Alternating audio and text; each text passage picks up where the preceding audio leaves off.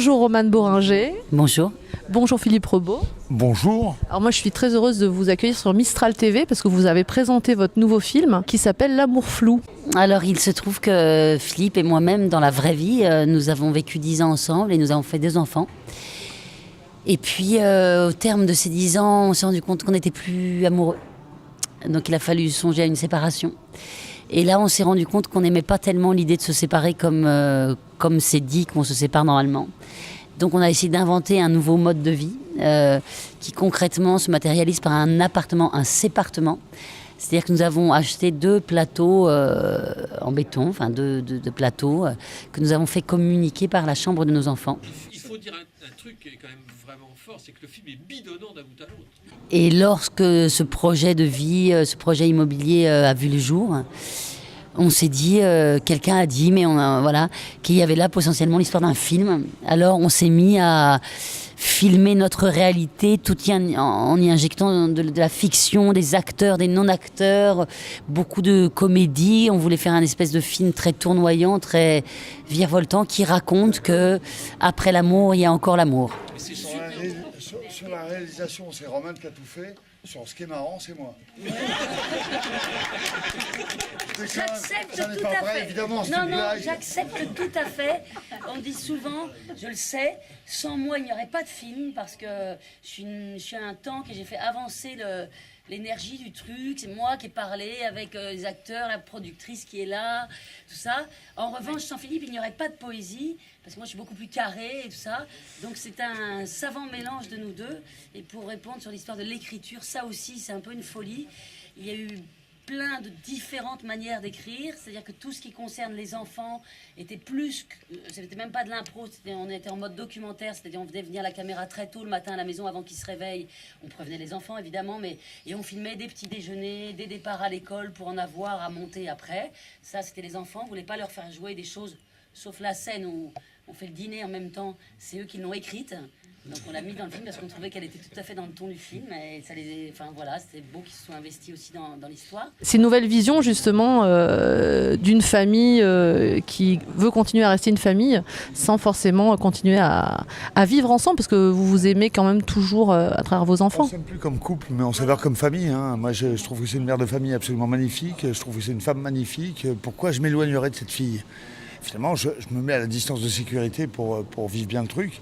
Mais c'est vrai que c'est juste de l'amour qui se transforme, c'est ça qu'on a voulu raconter. Moi, je dirais ça. Et le tournage, comment s'est passé le tournage ? Parce que les personnes concernées jouent dans le film. C'est une espèce de ronde, hein. Il y a pas que... C'est-à-dire qu'on a eu envie de faire jouer nos familles, nos proches, on a envie de faire une espèce de photographie de cette vie qu'on était en train de mener, parce que l'expérience un peu étonnante de ce film, c'est que c'est une fiction. Il faut que les gens sachent qu'ils ne vont pas voir du tout un documentaire sur notre vie.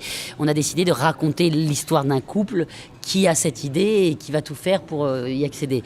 Mais on s'est appuyé pour ça sur la véritable progression de nos travaux. C'est chez nous qu'on a tourné. Plus les travaux avançaient, plus on écrivait des scènes. Et on a décidé de faire rentrer dans cette histoire à la fois nos familles, qui ne sont pas acteurs, enfin, sauf pour certains. À la fois, voilà... Mon père joue hyper bien, d'ailleurs. Moi, j'ai trouvé son Pour un jeune acteur, moi je trouve que c'est formidable. Hein. C'est vrai, Pour il un est pas gars qui mal. n'est pas acteur, franchement, ce qu'il fait... Non, mais c'est par assez exemple, dingue. mon architecte n'est pas du tout acteur. Il joue la famille de Philippe. Ce sont des acteurs qui sont absolument acteurs dans le film. Et puis d'autres acteurs qui, en revanche, le sont. Et pour eux, on a écrit des rôles. Enfin, Pour pas mal de scènes avec les non-acteurs, nos familles, tout ça, à part mon paternel qui était acteur. Pas être acteur, ouais, non, mon père. Pour toutes les scènes de famille, donc le père de Philippe, ses frères, on a beaucoup travaillé à l'improvisation avec des espèces de cadres. On savait qu'on voulait saisir chez eux leurs particularités, ce qu'on aime d'eux dans la vie. Donc on les poussait vers leur singularité, mais à base de 4-5 heures de caméra, voilà. Et puis des scènes qu'on voulait plus de comédie vraiment pure, Mes Amants, Clémentine Autain, tout ça, qui étaient beaucoup plus écrites pour le coup, vraiment, des fois écrites par Philippe pour Philippe, des fois écrites par moi pour moi, mais des fois écrites pour nous deux. aujourd'hui, je crois que plus personne ne peut voir qu'est-ce qui appartient à la vérité ou non. D'ailleurs, on a beaucoup de questions là-dessus. Est-ce que ça c'est vrai? Est-ce que ça c'est pas vrai? Les voisins, les amours, les maîtresses, les amants, les compagnons, tout ça, c'est un mélange. Mais on a raconté, on a transformé tout ça dans une espèce de fable qui est un peu une espèce de modestement notre petit hymne à la paix.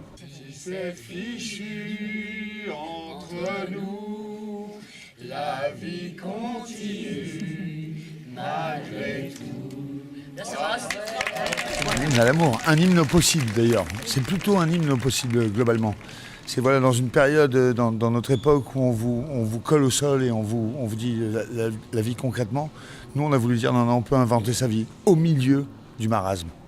Bah, c'est super beau. Et comment a été accueilli ce film là récemment à Angoulême et puis ici de l'écrit à l'écran?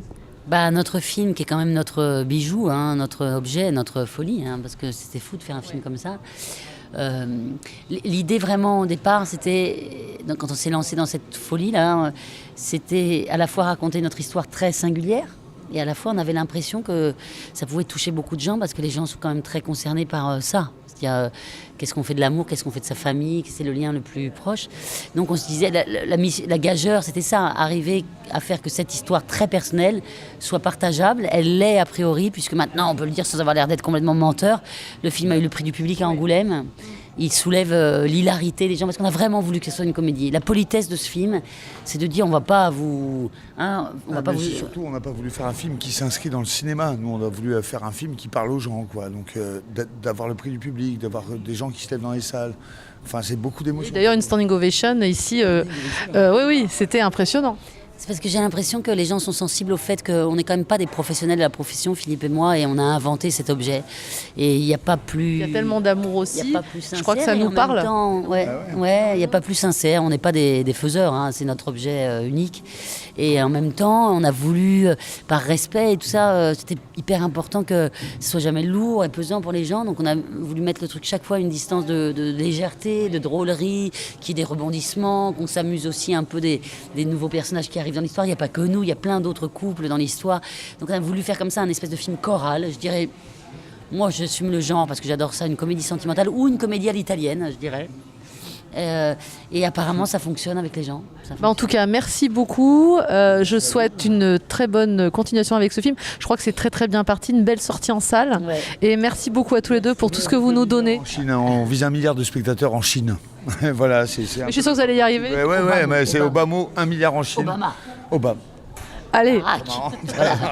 On va casser la baraque, Obama. Pas mal. C'est à Nicolas, en fait. Ouais. Ok, merci beaucoup. Merci. Merci. Super. Merci, c'est cool. Ils sont pas nos enfants. Je te remercie de les avoir faits. Toi aussi, merci. Il se passe un truc, c'est que Roman et moi, on se sépare. Oh. C'est réglé. Et ouais. Sans Roman, je vois pas comment tu vas faire. Tu vas habiter où? Papa, maman, ils vont plus habiter ensemble. Tu vas avoir papa pour toi. T'es venu avec le chien? Et c'est elle qui a voulu venir, c'est pas... Un immeuble neuf, 2 plateaux nus en béton. Et on va relier ces 2 plateaux nus par la chambre de nos enfants. Les enfants ne seront pas séparés de leurs parents. Non, ils vont être au milieu. Si tu décides de te séparer, tu te sépares. Tu ne vis pas voisin. Tu peux pas imaginer que je vais pas retomber amoureuse? Tu vas plus jamais retomber amoureuse d'un mec qui va te faire 2 enfants? Et voilà, le pire! Bravo!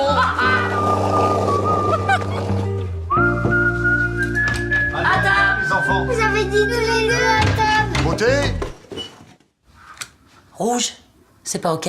Vous devriez peut-être voir quelqu'un. Ah, mais je vois quelqu'un. Le voir plus souvent alors? Ok. On a été amis, on a été amants, on a été amoureux, on a été partenaires et maintenant on est une famille. T'as un chien? Bah oui. C'est ma pire allergie. Philippe! Quoi? Ça fait 1 semaine que je te dis que je sors jeudi. Et quelle journée? Jeudi! Putain, t'es grave! Oh putain, c'est pas vrai.